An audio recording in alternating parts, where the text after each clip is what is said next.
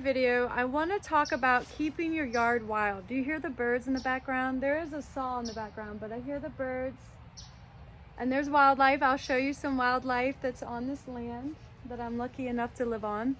And I just want to talk to you about finding herbs on your land, how to do that, where they may occur, and show you some herbs that I have growing on our land, or the land I should say, and just inspire you to go out and see if you have any native herbs on your property.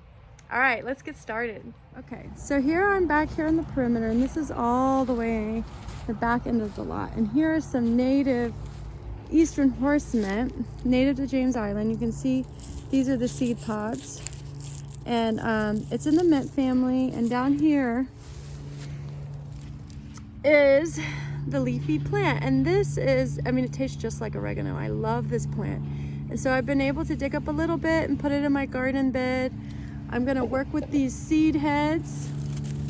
Sorry, thank you, plant. I'm gonna work with these seed heads and spread the seeds around. So I'm encouraging you to start paying attention to what grows around in your yard. There's Milo, he's eating over there some goldenrod. So this is another lot that I really wanted to get to keep native and plant native plants on it, rescued native plants, but I wasn't able to, but maybe one day. But anyhow, if I come over here, I'll show you more. There's a big pine tree, and I believe it's a loblolly.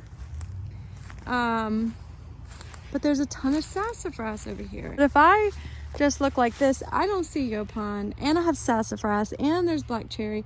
I don't see any of that when I'm just looking. I really have to be mindful and hone in on what's growing around me. So I'm gonna show you. So here we go. Looks maybe a little weedy to you. There's some oaks. It's mostly what I see, blackberry, but there is a sassafras tree, a baby, and this one I'll probably dig up and plant in the front yard so it gets more sun. And there's another one over there, okay? The other thing I want to show you is that there's black cherry, okay? And I want to encourage this to grow too, all right? This is a really good herb. Let me try and find the Yaupon. Okay, so let's try and find. Here's a magnolia, which is good medicine. See if I can find that Yaupon. Okay. Sometimes if you sing, you might find it. Where are you, my little Yaupon? There it is. Look at this. Look at that. I mean, come on, give me a break. Our only caffeinated plant growing in my backyard, okay? I am so happy about this. And so it does look like privet, and I have a ton, and I mean a ton of privet. I can show it to you guys. Oh, well, here you go. Didn't have to go far. Look. That looks like Yaupon because its leaf, the leaf shape is kind of similar to Yaupon, and the kind of the same size. Look at that. Okay, but those leaves are opposite. Now look at this. So a lot of people mistaken privet for Yaupon, but this has alternate leaves, and I'm so thrilled. I can't even tell you how thrilled I am and thankful that I have this Yaupon here, or it's on the land that I live on. It's not mine. And this one, and this one, and this one. I want to show you something, okay? There's a little wildlife home back here, and this is why I'm also keeping this wild, because if I tear down all these plants and I just make it wide open and maybe grass, this little critter's not gonna have anywhere to live. All right, and so I want you to see this. Look at this little critter. There's two now. There was only one before. I think it's so sweet. Look at that. There's one. And then back there, wait, I want you to be able to see two. Kind of only, the camera's only picking up really on one because the other one's camouflaged so well. But look, there's one heap, and then there's another one. So there's two homes, okay? And let me tell you, there's hawks around here. And the other day when I came out here, there was this beautiful owl up here on this live oak. And so I definitely want to keep some of this habitat as natural as possible. But anyway, Look at the critters. So I'm definitely not going to clear this up.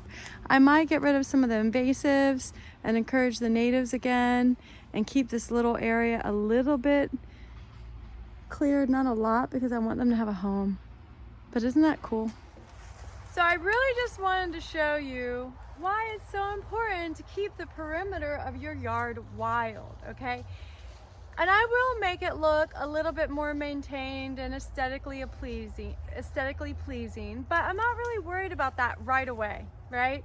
I'm more worried about protecting the native flora and working with the native flora, especially the ones that are edible and medicinal, although I love all native plants, and getting rid of these non-native plants on the lot, and just slowly working with my yard, not trying to control it too much, not trying to bring in a bunch of imported plants from Lowe's and Home Depot, and just working with the landscape and learning about the wildlife that already lives here and building it up, building this habitat up to give back what I already took from it, okay? I did put a house on this lot.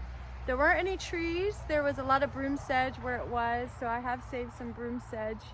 But I'm just gonna plant more natives here and rescue native plants from developments in the Charleston area and bring them here. And I'm gonna take my time with this landscape and beautify it. All right, well, thank you for listening. Okay, and I really hope that you go explore the perimeter of your yard.